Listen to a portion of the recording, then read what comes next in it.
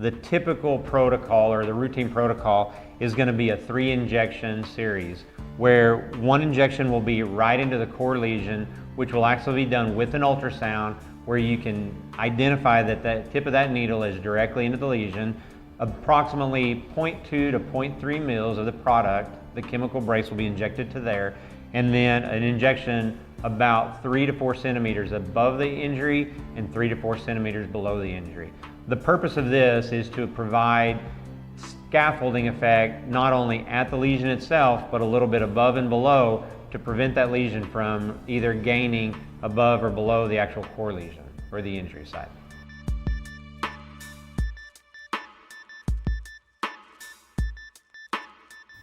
Today I will show you how to prepare Novobrace for injection. Novobrace is easily reconstituted for injection and once prepared must be used within 1 hour of preparation. First, we gather and prepare our materials. Tuberculin 1 ml syringes, as many as you need for the injection procedure, a 3 ml syringe, and several 22 to 25 gauge needles, non-sterile and sterile gloves, and the Novobrace 2-vial device. The next step is to open all of our supplies onto a sterile area. The sterile glove paper works great, or you can use a metal tray that has been cleaned and disinfected. Once everything is open, we will reconstitute the Novobrace cross-linking solution. We recommend you wear non-sterile gloves for this part because if Novobrace comes in contact with your skin, it will stain it temporarily blue.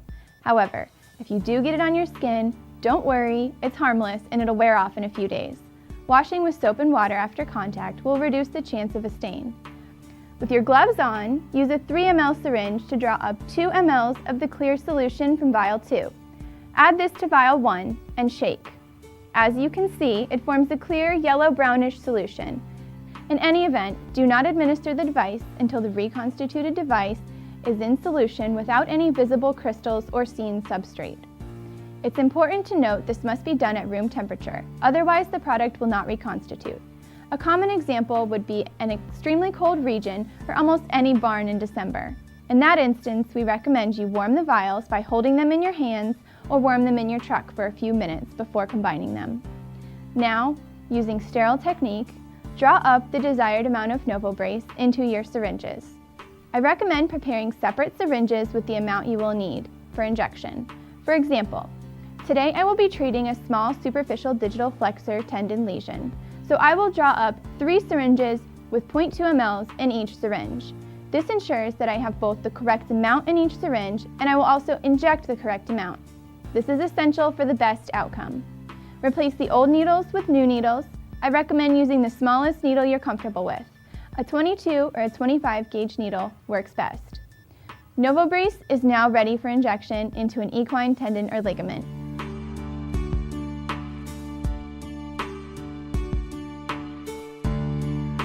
After the horse is sedated and restrained, the leg is routinely prepped for a local injection.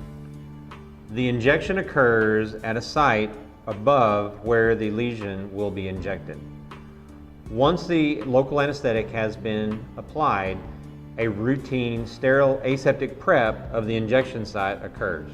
After the leg has been sterilely prepped, a sterile glove is placed over the ultrasound probe prior to injecting. Using the ultrasound probe, the lesion is identified on the leg. Once the lesion has been identified, the product, Novobrace, is injected under guidance of the ultrasound into the lesion. A 22 gauge 1.5" needle is routinely used for the injection.